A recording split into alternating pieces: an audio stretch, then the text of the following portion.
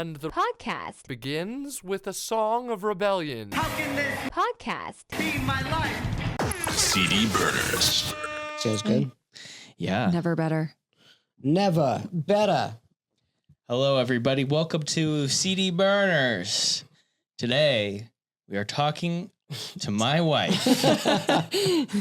Yeah, where's my intro? This is awesome. Welcome to the show, Erin Gilfoy. Have you guys ever done? No, we've never done a pod before. Yeah, we have. We have? Mm-hmm. What did we do? We did that girls podcast. Which girls? Jamie. Oh, yeah. Very long time ago. So long ago. Jamie Lynn Spears? Yeah. Jamie Lynn something or other. Jamie Lee Curtis. We were on her pod. What did you? So this is the first time. I feel like I'm right in the middle of. It's actually just going to be a couples counseling session. Yeah, you're in the Ready? middle. Let's go. About Jack's Mannequin. Yeah. This is just a sing-along podcast, right?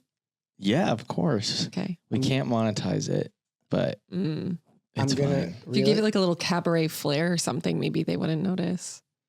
I heard speed you up the doing it. tempo. Erin did a lot of research for this, Morgan. She Yeah, literally a month ago, these divas canceled on me. I Listen, had stuff to do. I read a book. You read a book? she I read his book. auto. Did you watch the Dear Jack? Oh yeah. I had seen that before, of course, but I was like, oh, I want to watch it again. So we did that. TJ and I did that You also a did month that? ago. Yeah, I take this podcast seriously. I skimmed through it. I didn't know who has You the time. skimmed I You had to pay for it, right? I mean, I paid for it Yeah. and skimmed through it. Like I do that with most things. Here he is. He's getting sick. He's getting sick. Okay, he's getting sicker. And Oh, it seems like he's doing better. Okay, Yeah. now he's back. Just a quick skim. yeah, I didn't realize. I didn't know the Tommy Lee of it all. Anyway, Oh, okay. That was like big for me. When I read his book, I gasped when Yeah, he was that's talking crazy. about that. It also went into a bit more detail too. I feel like in the doc, they kind of just glazed over it. Like Tommy Lee straight up one day he was in the recording studio and Tommy Lee called him. I think they maybe had like some similar management and was like, hey, like I'm a fan. I just listened to this Something Corporate album. I want you to help me write and like finish what I'm working on. That's so cool because you wouldn't think that Tommy Lee would hear this and be like, fuck yeah, I need to play drums on that. I know. He's so interesting. But the deeper question I had was, do you think that Andrew went to Tommy Lee and Brittany Ferlin's wedding? Probably. I couldn't find any definitive proof. Really? Yeah. the deeper question I had was, do you think he played drums with that giant hog of his? If he Yeah, slapped- straight on the drum. Yeah, if he slapped A the snare. I So was- this yeah, that album was came the out big in 2005 under Maverick Records, which is Madonna's husband's label. get the Madonna has a husband. Guy Siri, big music industry guy. Wait, current husband? I don't know Or who at the she's time married husband? to. I thought she was dating like a 20-year-old. Yeah, I thought she like constantly But dates this was like in her. 2005, so. She constantly dates her background dancers. Yeah. I'm Like her looking. gay background dancers. Constantly dates Madonna Madonna and and Guy little twins. Ritchie. Am I getting it mixed up? Guy Siri and Guy Ritchie are two different AI guys. has led Guy you wrong Cruz. again. I know Guy Siri is involved in the label, and Madonna is also involved in the label, but she's married to a different guy. He's married Ritchie. to Guy Ritchie. Yeah, Guy she was Fieri. married to Guy But Guy Ritchie. Siri and Madonna are both involved in Maverick. Oh my God. Wait, I didn't know that at all about Madonna. Yes. Wow. But we know that they can't be still married. No. No. Okay. Yeah, Madonna co-founded Maverick Records in '92 with her Holy manager shit. Guy Siri. So I got the guys mixed up, but it's still Wha- Madonna okay. and a guy. They gotta stop naming guys. Is the Yeah. thing. Like you gotta stop it. There's another guy that is in like the agent world named Guy. And it's like, yeah, I was talking to Guy. I was like, who? Which guy? What guy? What's Guy short for? Guy Thew? Guy Thew. Guy Thew. Okay. I'll do my best. Stay on topic. But yeah, that was crazy. That's cool because also like huge mistake, I think, by Geffen Records, like letting him out of his deal with Something Corporate. Because to me, this isn't that different than Something Corporate. It's very different to me. I think it's very different. Really? Mhm. Yeah, it seems like a little bit more poppy. I think that it is very different. I I wasn't like the hugest fan of Something Corporate, and I was a very big fan of Jack's Mannequin. I felt it took it more seriously. It felt this was album was I've talked about it before, but this was a turning point for me in my road to being sober curious. Oh, whoa. It's so crazy. I forget how old you are. Like 2005. I'm like, oh, I was in like 7th grade. No. This was I mean, I was still, Yeah. No, this was like when I got sober. I remember exactly where I was, where I heard this. I was down in, it is crazy. And I was like, one day I'm going to tell the world. No, the fucking Andrew McMahon. Andrew McMahon this. And I did. Yeah, you told him on the last episode. Yeah, I told him, I was like, I know you get this all the time. Like, this is like something, obviously everybody's like, hey, music saved my life. But I was like, I remember exactly where I was. I was listening to first song on this album, and I was sitting there, and I was like, I don't know, like 30 days sober. And I was like, still want to drink, but I don't want to drink more. And I remember exactly where I was when I was like, this is the first time I ever felt that way. I wonder why. Don't know. Well, I think from what I've gathered, like through our research on Something Corporate and through this one, like Andrew loved to drink. He loved to do drugs. Did he? He was into drugs? Yeah. I mean, like even some of the lyrics in these songs are like obviously hinting at drug use, but he talked about it a lot in the book. Like one time it was after this record was done, he fully got married and then just like freaked out. It's honestly, he kind of was like a fuckboy. And yeah, he's in a band. I think he definitely like is the reason why like all the bands broke up based on his like retold experiences of it all. And I do think it has a lot to do with like how he grew. His dad was a drug addict. Oh, it's like then, dude, I mean, I saw him when he played Emo Night. I was like, that guy's fucking drunk. Yeah, he drank like 2 bottles of whiskey when he played Emo Night. Go off, King. I know, seriously. Go yeah. off. He seemed really great when we talked to him, though. Maybe.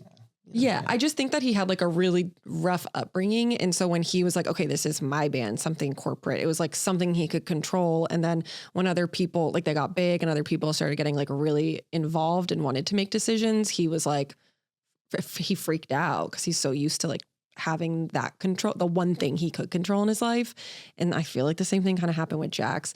But then like even with his relationships, he got married and then was like, I need to leave here. Was this before this album and the sickness, or after? So he married that lady. Yep, married her. That took care of him in the hospital. Correct. And then he left. He had a freak out. Yeah, he had lots of freakouts and would just like up and leave. But this one in particular, they are recently married. And he's like, I got to go like do something. Went to Costa Rica, met a friend there.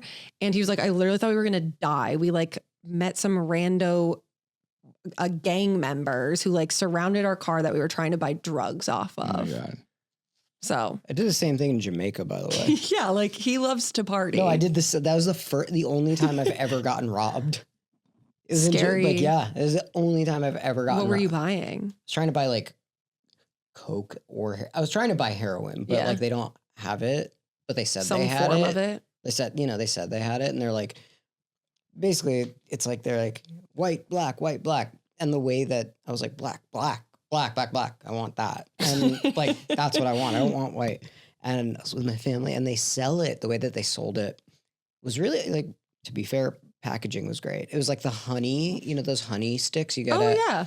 So that's how they measured like how much was in it. It's like half of a honey thing, whole honey thing. That would be cocaine or heroin, both. Like, I mean, like whatever powder you can fit in the thing. So I was like, they were like, okay, follow me. And I was like, okay, cool. And into the bathroom, like at some place while our families like at dinner, and they just like took all my money.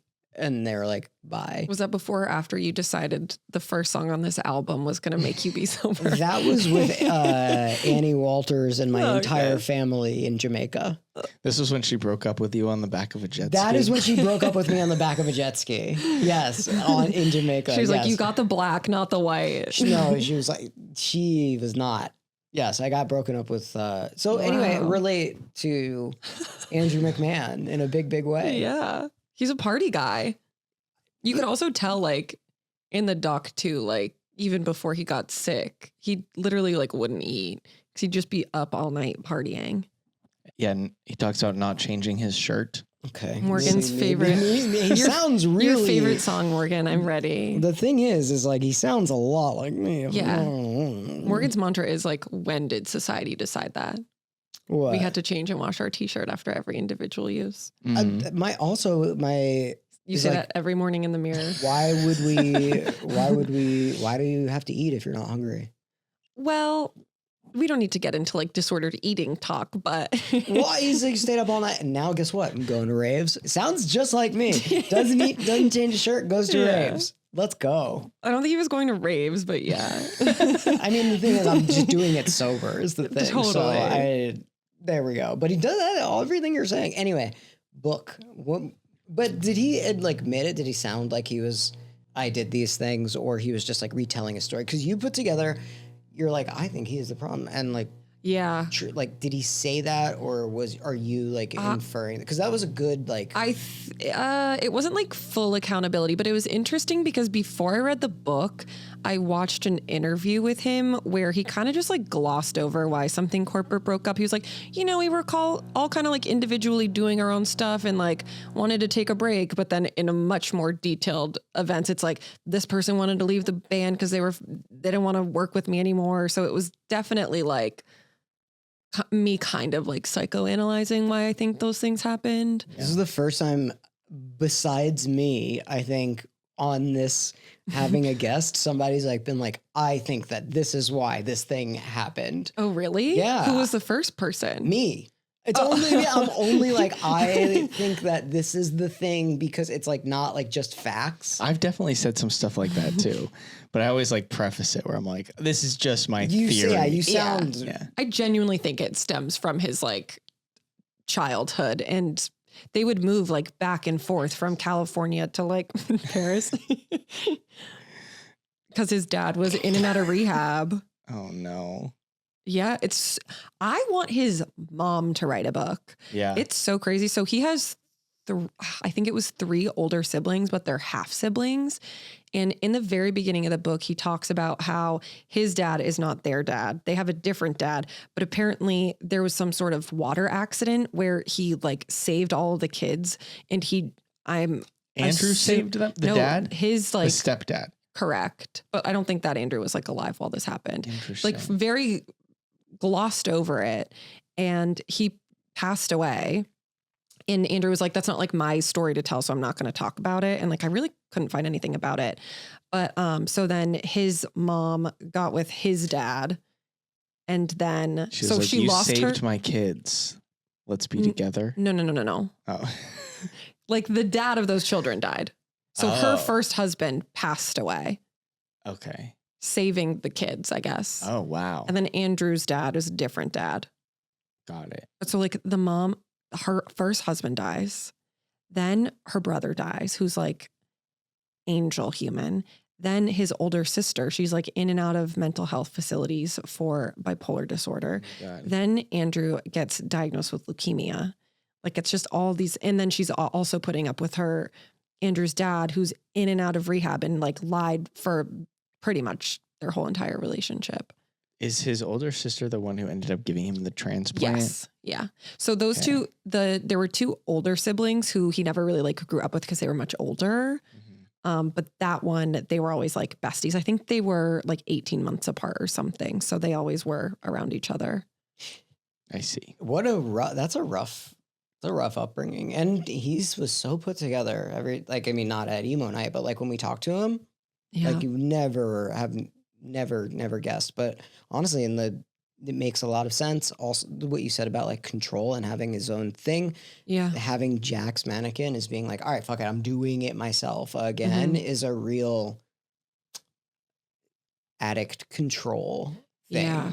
Well, you told me that he basically came up with the concept about Jack, who was like a kid that he knew growing up who had leukemia. Yeah. It was like his friend's, I think, little brother who survived childhood leukemia. and named the band Jack's Mannequin after him.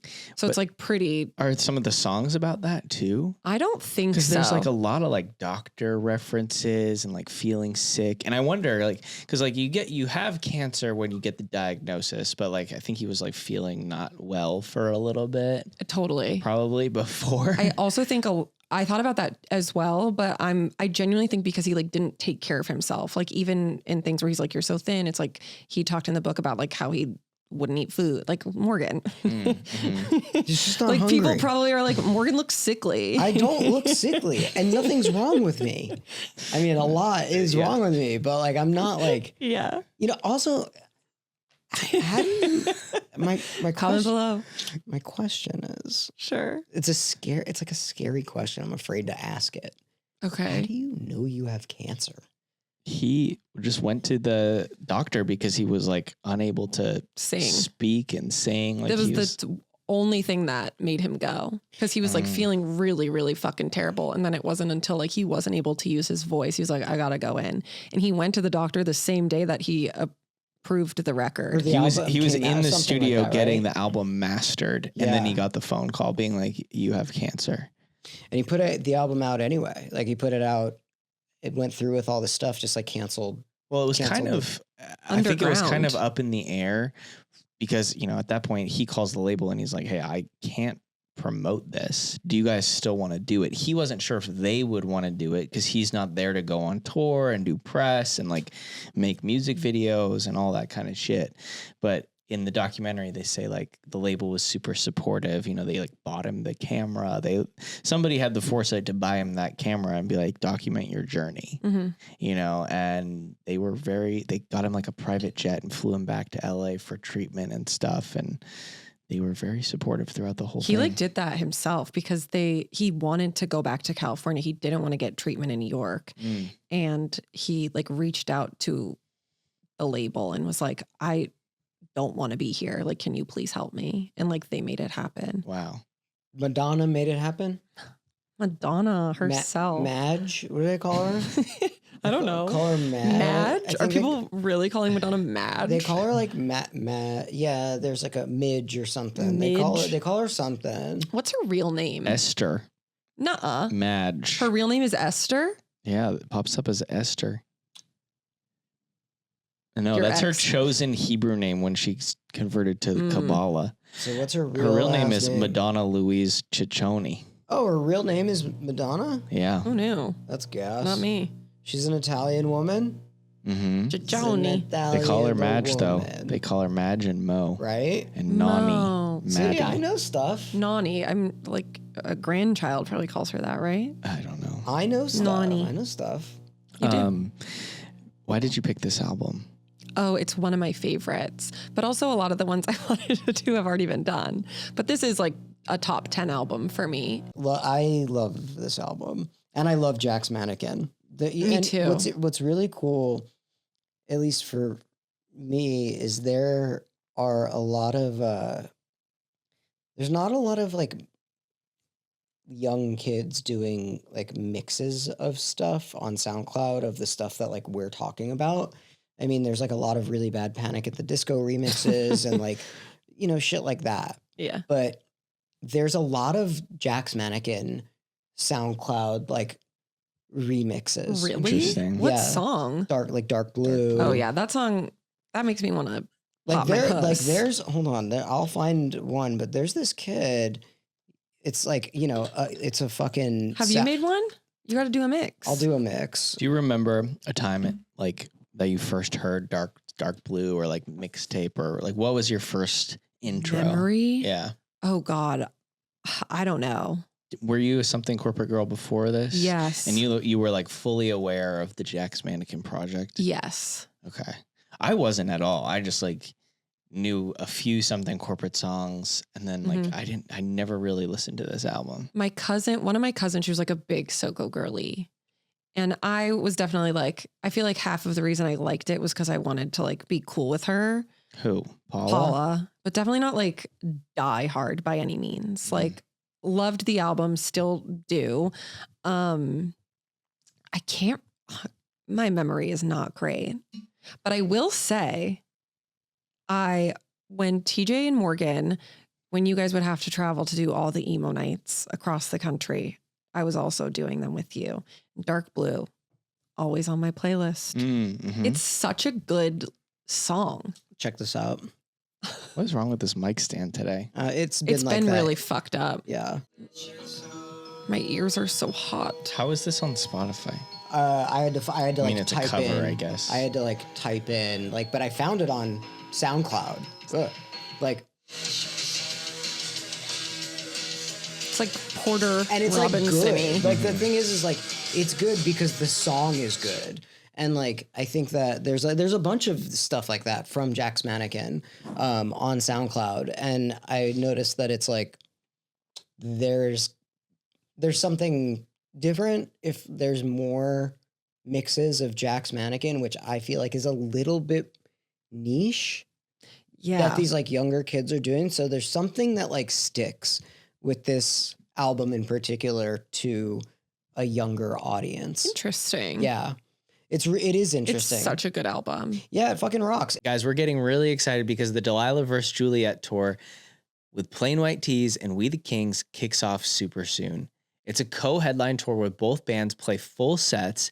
Plus, Emo Night is kicking off the show and closing it out. So you'll get a full concert and an Emo Night in one. That's a pretty sweet deal if you ask me. Come party with us, Plain White Tees, and We the Kings when Delilah vs. Juliet tour comes to a city near you. You can grab your tickets now at plainwhitetees.com. It also like, I don't know, what did I say? What's the album that I was like, this song reminds me of like Southern California? And everybody, This whole Alkaline Trio. yeah, and but it's only because I listened to it. while you were there. This album is like, he says It's it. very He says like California. Venice Beach, but like, Yeah. No, this album is, like, is boardwalk so shit. Southern California. Like I remember when I first moved here, I was like, gotta put this on. Mm. Even last week I went down to Costa Mesa and I was like, I gotta put on this what album. were you doing in Costa Mesa? I was visiting Courtney. I love Costa Mesa. It's so I texted Tina, I was like, can we move down here? How long have I been saying Costa Mesa is goated? It's great. I literally love Tina's Costa like, Mesa. you guys need to shut the fuck up. Me and Morgan, we could yap. I know I'm having to like stop We could myself yap. and go back to like. But to go back to that, I mean, he wrote it in California, so It just the it's album. like if you want to know, if you've never been to California and you want to know what the fucking freak ass Venice boardwalk like sounds and feels like, this is the album for you. Yeah. Maybe not anymore. Maybe during its like golden age. yeah. Now it's like add a couple like needles in the chorus. Now it's like there's like zombie homeless people there. Yeah, It's like- and the lesbians aren't in Venice; they're in Echo Yeah. Park They and Silver are. Lake. Yeah. Speaking of 100%. which, the Speaking of lesbians, yeah, okay, the album cover artwork, Mhm. I think Is lesbian. legitimately paved the way for every like lesbian coffee shop artwork. Like this was when was this? When did this album come out? 2005. Now you go into like every bisexual barista coffee bar and like all of the tchotchkes Yeah, like look like that. exactly like this album artwork. I guess I haven't been to enough lesbian coffee shops. I mean, when I was going to physical therapy in fucking where you used to Culver? work, yeah, there was a coffee shop right next door, and I've been to that. every single fucking thing there, like Mm. all the candles, all the art, like all the like art. It's like the candles we would get in Joshua Tree. Yeah. Sure. I think It's you're just thinking of like millennial core. Well, I don't think that this was. I don't available. remember seeing it. I remember seeing this, and now I didn't see it for a while, and then it kind of. This was like the first time I saw that type of artwork. He funded this album himself before he got a label. He put like 40 grand in. Must be fucking nice. Well, he didn't care. He was like, I don't fucking care. Yeah, he was like, I just want to make what I want to make. And he actually worked with the same producer that he worked with on something corporate stuff, Jim Wirt. So they're Jimothy. Wirt. One really weird thing or kind of cool thing that I think when you look at the liner notes, there's obviously like a lot of like synths and keys and stuff all over this record, but Andrew doesn't play any of the other keyboarded instruments. He only plays the piano. Why? I don't know. I think he's just such like a piano guy, and he's like, I play a real piano, and that is it. And he doesn't play the other things. I told him when we fucking talked to him, I think playing the piano is the coolest thing a guy can do. It's so hard. I think tried to learn piano. I did it for 1 year, probably not a whole year. But then when I had to do the recital, I was like, what? And then I quit. I think it is the coolest. What song did you play?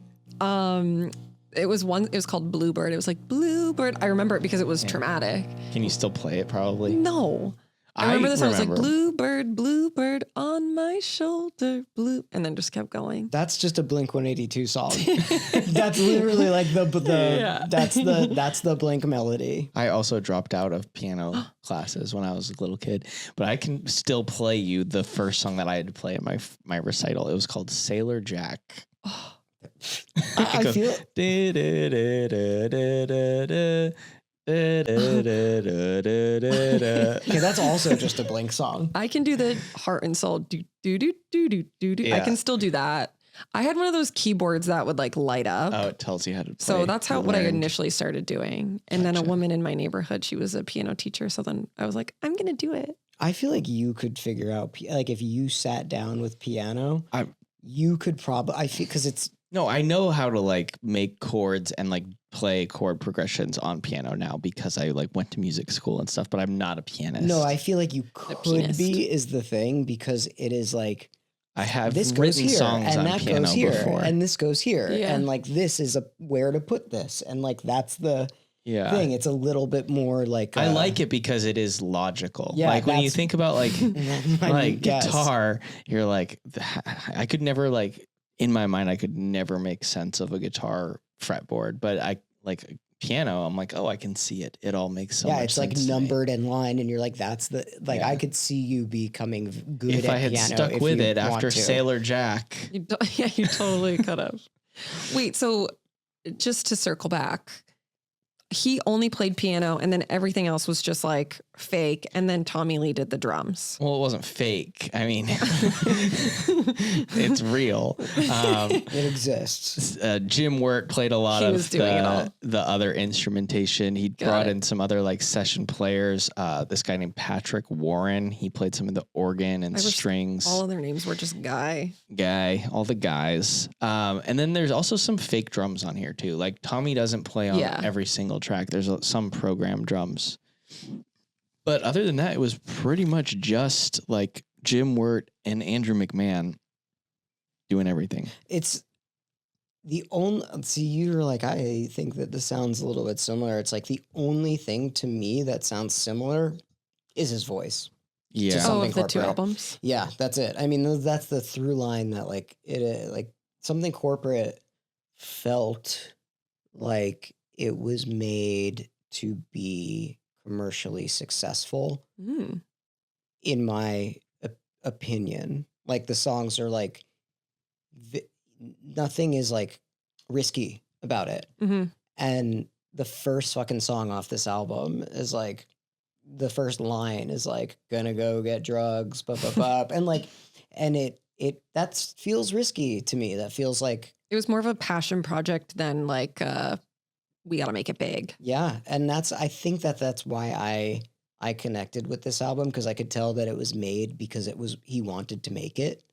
And I'm not saying that he didn't want to make something corporate. Sure. To me, this album is like the perfect encapsulation of that like early 20s, mid 20s, like life crisis that you have. He was having one. Yeah. He literally broke up with Kelly. Who's and his then, now wife. Yeah. And was like, bye, bitch. Yeah. He literally broke up with her so many times. She's a saint woman. That's why I was saying he's a fuck boy. Because she, like, literally, even after they got married, she was like, are you leaving me? Like, what is going on? My question about this album for both of you guys, when you hear it first, do you think like this is a sunny summer album, or is this like a breakup, like life crisis album? Well, I know it's both. But what sounds is like it a sunny first? album, but it is like depressing. But it's funny because when you're singing along, you're like, Yeah. Like I feel like I need to roll the windows down in my car Right. and like how beautiful a beautiful day. But then it's like the most like soul crushing music actually.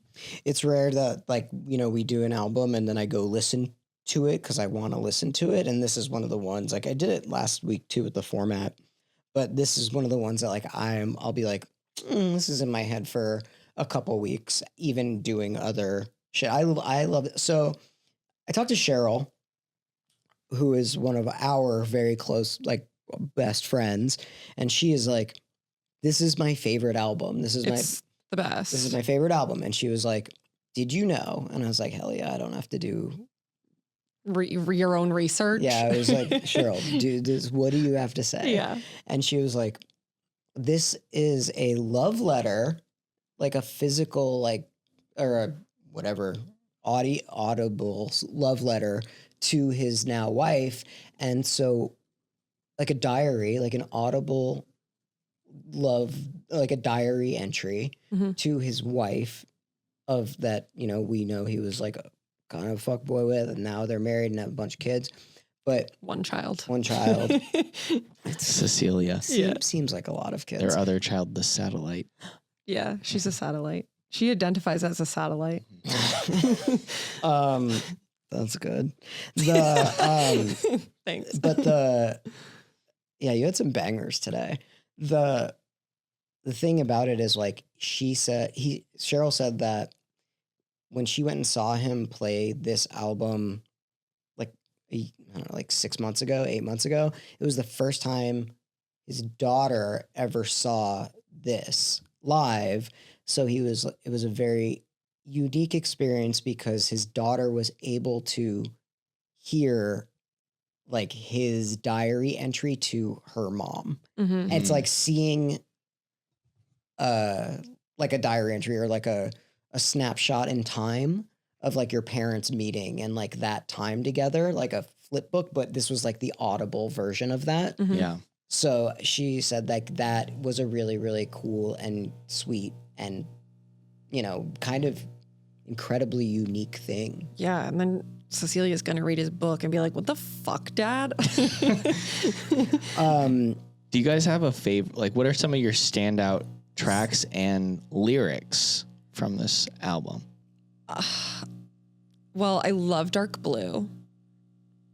I mean, that song just hits every time. It's so good. It's also like in such an interesting place in the album because I feel like all of a sudden you're just like, oh, let's fucking go. I mean, I loved Bruised. I love the sad songs. I love Rescued. I love Miss Delaney because it says my name in it. Miss Delaney. It says, Erin, I will never lie to you. I gotta like the first two songs. That's like, I put that on and I was like, oh, this is going to change the trajectory of like everything. Yeah. So those first two and those lyrics too. It was like, I like it that he says lesbian. Like not because it's like, I like that he says that you don't need to take a shower. I like that he says stuff like that because it, like the lesbians out west in Venice is just like a good. It's like, you're like saying real stuff. Why does he say the mixed tape? Yeah, I don't know. I have no idea. Like, who let it get that far? It's just the mixtape. It's mixtape, not mixed tape. Anyway. Interesting. What about you? I really like the song Bruised. Yeah, it's so good. And that has my like favorite lyrics when he's talking about the in-flight radio. And I just want, I feel like it's kind of a universal thing. And I know between the three of us, like, why do you think songs hit so hard when you're on the airplane? Is there like a medical reason? I think there is. It's like the elevation or something. I feel like I've heard of this before. And I think it's like movies and stuff too. I thought about it a bunch. I think it's because you have to be locked in. Like there is no, you're not going in, like your body knows that this is like, you can't focus on anything else. Like this is the thing, your entire focus is kind of on it. It feels isolating. Yeah, you're 100% right here. Really? It says sensory deprivation. Like When flying, songs can feel more powerful and emotionally resonant because the flight environment alters your normal sensory input and psychological state. The quiet, confined space removes external distractions, allowing you to focus intensely on the music and your own thoughts. Bro, let's go. Which is just basically saying you're locked in. You're locked in. Yeah, you're like To the in-flight radio. Yeah, you had. Yeah. Damn, that's so crazy that I'm a doctor. That's so nuts. MD Morgan. I'm literally smarter than most doctors, I think. What was I just listening? What song does he mention the snow? And I remember when I was younger, I always was like, that's so weird. Like he's talking about snow and like a song about California. But like obviously as an adult, I'm like, oh, he's literally talking about cocaine. Oh, really? 100%. Yeah, I didn't. What song is it? I didn't catch There's it. a song called Amy I. Is that on this No. album? I just Googled Jack's Mannequin snow lyrics. Cheryl thinks that MFEO, the Yes. snow began to burn. Yeah, like burn in your nose. Yeah. Cheryl thinks that he came up with MFEO. Probably. She said that I don't. I Made for each yeah. other. I never heard that. Made for each. Oh, like the phrase in general. Just the abbreviation. MFEO. I've never seen anybody else use it. No. So it's That's just, what I said to Cheryl, and she Yeah. was like, "He came up with it," and I was like, "Well, yeah. I mean, Yeah, I he's think the only one who ever used it. yeah. I think the first part of that is about like his friendships. And then the part 2 is about Kelly. Ah, okay.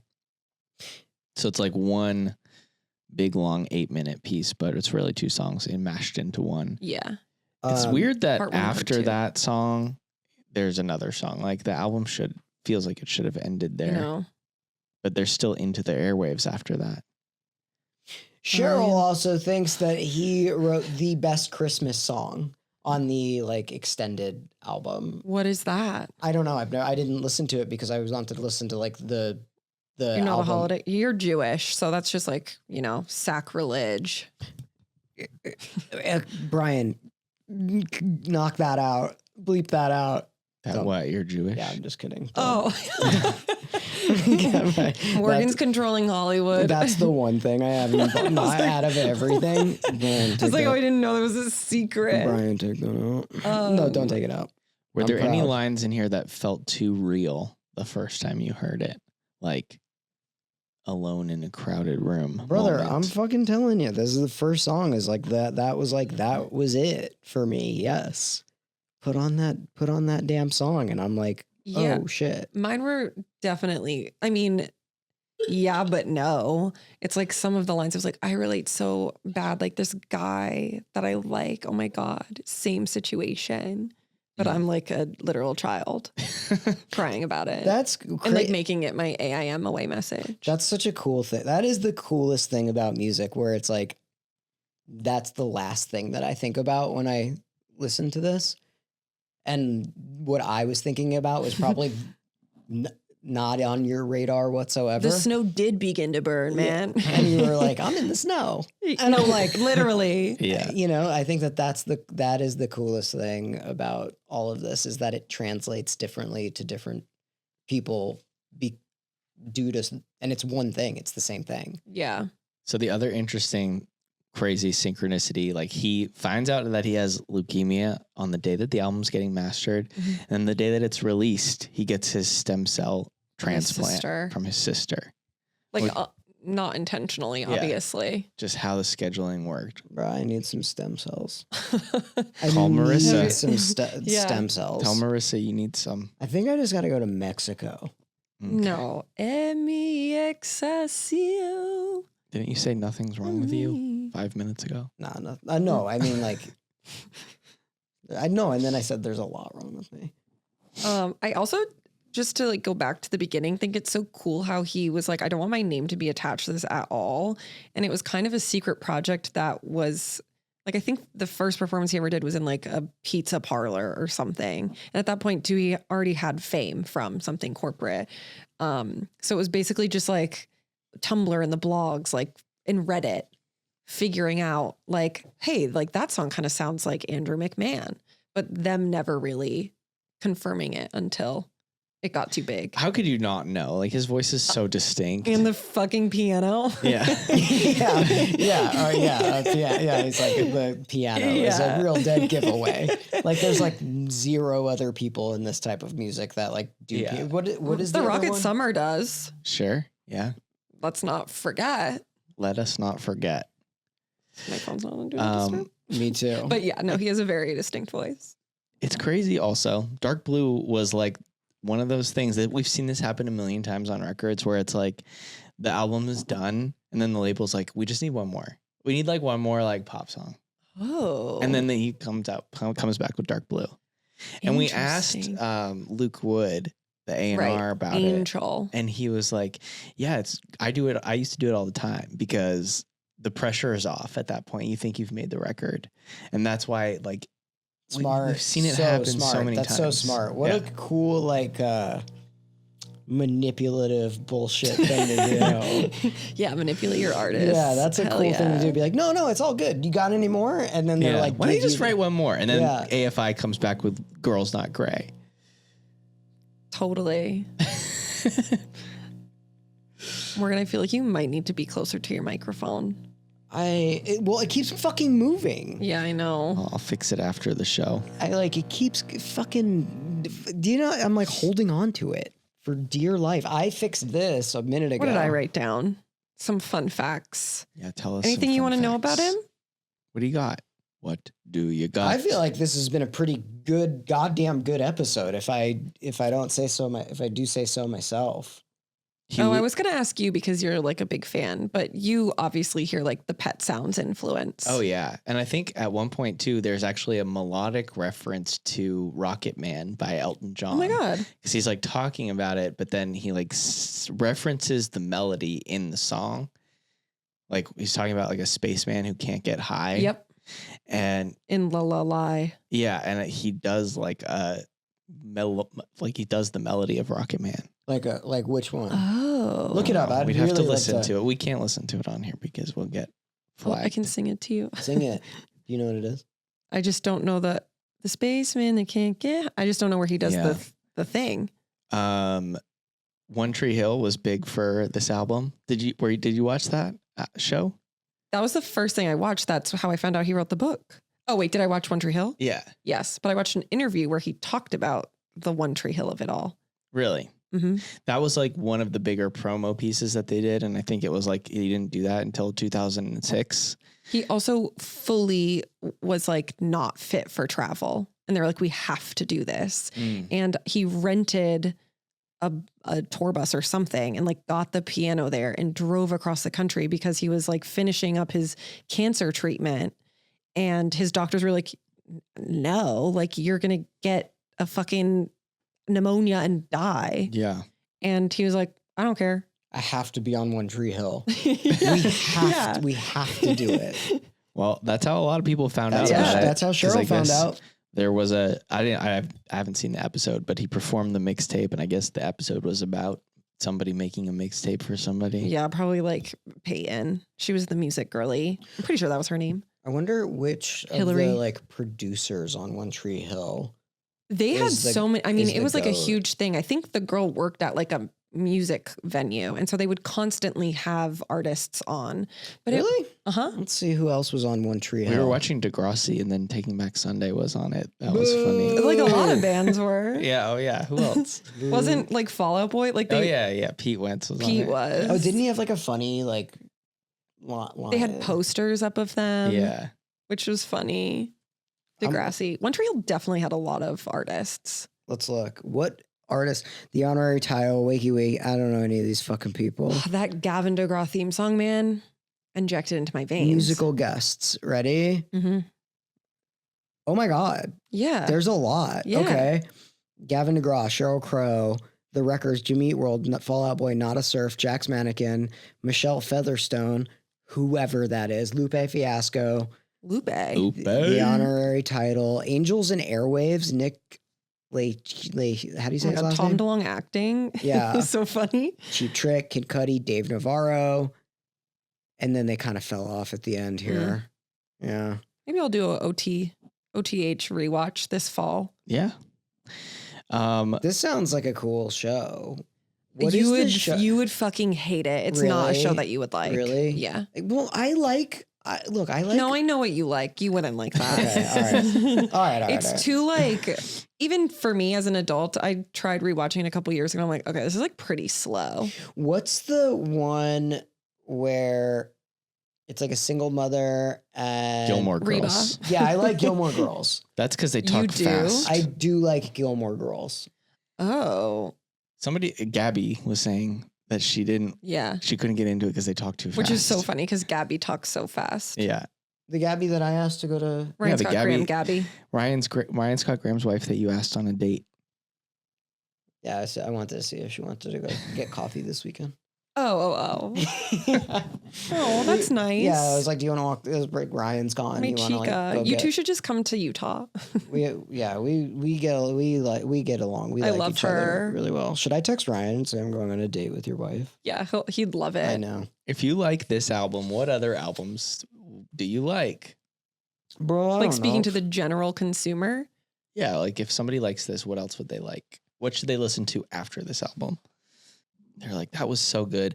You could also pick like a different era of Andrew. Like where would you direct somebody to go after they listen to this Ooh, album? I know Where?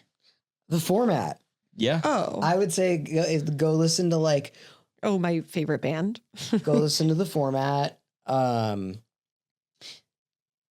Which album first? first album, Yeah.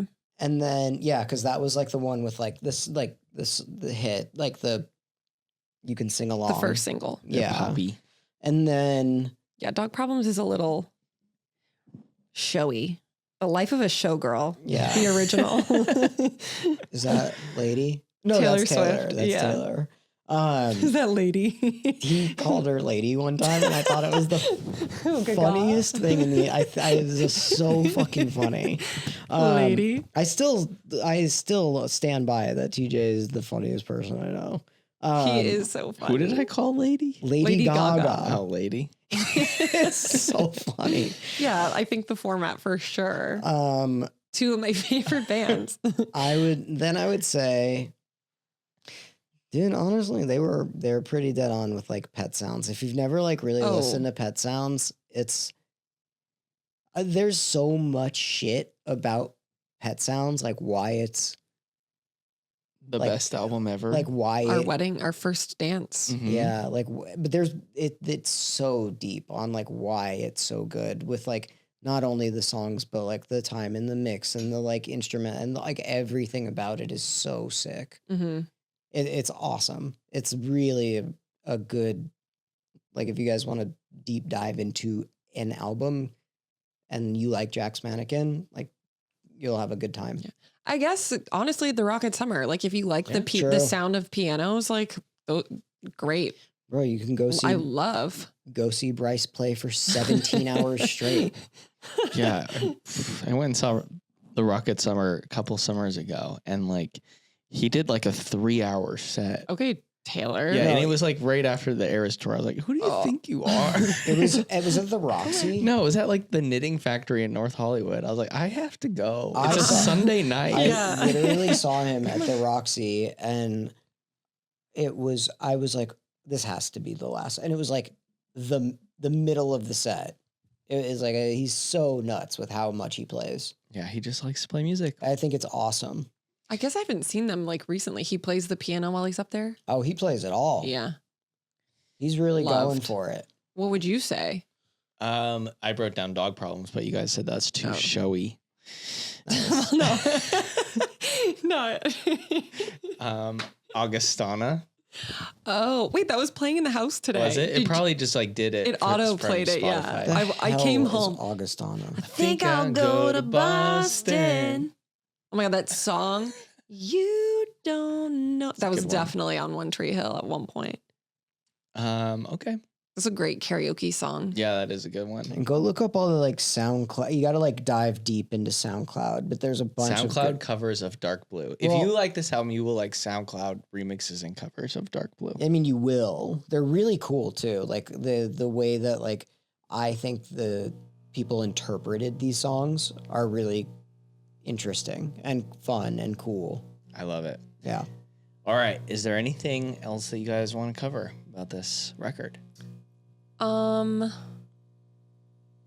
Wow, is that it? That's it. I feel like I could talk for another hour. I mean, I'm good. I'm good to. I want to look. To be honest, I want to look at Twitter. I know.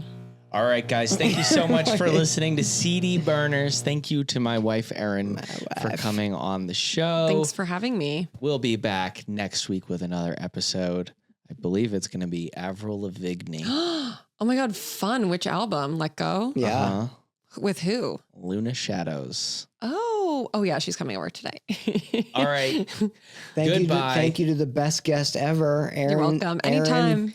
Make sure to give us 5 stars on Spotify. I saw that it went down to 4.8 What today. what the fuck? I'll literally beat But it. actually don't, because we're also at 69 reviews. So just keep it there. Give good stars, but don't leave reviews. I don't think you can leave text reviews on Spotify. It's only the stars. Are they generally pretty good? I mean, we're at 4.8 average. People being mean. I don't think I've seen, like, you can't leave a text review. You can only leave a text review on Apple Podcasts. And I haven't looked at that. Well, let's look at like another big podcast and see like what their stars are. They're usually pretty good. They're Well, usually 5. Look at one. Who do you want to look at?